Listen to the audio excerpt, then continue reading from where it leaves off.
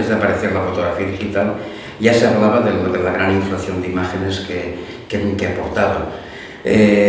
La verdad es que con la fotografía digital esto se ha multiplicado mucho y además las redes sociales, internet, etcétera, van haciendo que haya una gran cantidad de imágenes.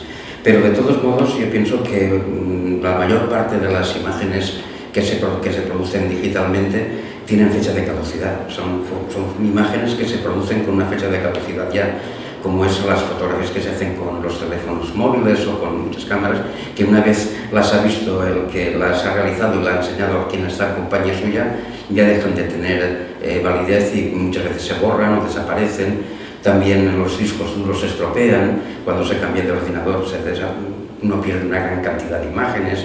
Entonces pienso que habrá una especie de ecosistema fotográfico que hará una especie de filtro y que irá dejando una serie de cosas. La gestión del archivo para un fotógrafo siempre ha tenido mucha trascendencia y lo ha debido de cuidar mucho. Con la fotografía digital, por una parte se aumenta muchísimo, o parece ser, ¿no?, que se aumenta muchísimo la cantidad de imágenes que se han de gestionar, pero al mismo tiempo el propio procedimiento nos aporta una serie de aplicaciones que permiten esa gestión con mucha más efectividad. Hay aplicaciones de catalogación que al mismo tiempo son de edición y que nos permiten ir gestionando todo ese material. Lo que ha de hacer el fotógrafo es racionalizarlo, saberlo utilizar y poder decidir cómo lo organiza y de qué modo lo debe realizar, porque si no se acabará sepultado por su gran cantidad de imágenes. Hacer una foto bonita o hacer una foto interesante lo puede hacer cualquiera. Cualquiera puede obtener una imagen mínimamente interesante, puede ser que tenga incluso de impacto, ¿no?, como esas cosas que ocurren últimamente, pues las noticias que aportan los lectores a la prensa o a la televisión, pero es una imagen. En cambio el fotógrafo, aunque parezca lo contrario, no es una persona que se dedica a captar simplemente, ¿no?, a captar imágenes y ya está, de un modo más o menos aleatorio, sino que un fotógrafo es alguien que debe desarrollar un discurso a través de las imágenes.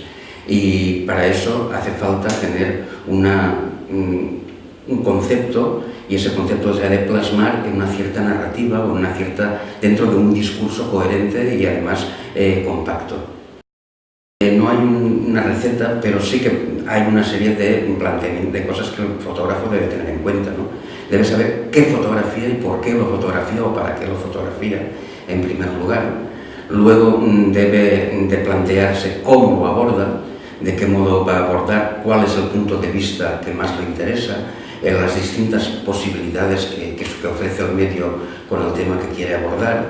Y luego, siempre, la fotografía tiene una parte de acción y otra parte de reflexión. Es la intuición y la reflexión se deben de ir compaginando, y a partir de ahí, una vez ha elaborado ya una serie de imágenes, tener la capacidad crítica para poder ver hasta qué punto aquella idea original se ha modificado, no se ha modificado, si tiene que volver a incidir sobre las mismas cosas, y tener ese criterio suficiente para poder crear una obra con la entidad y la coherencia que debe tener.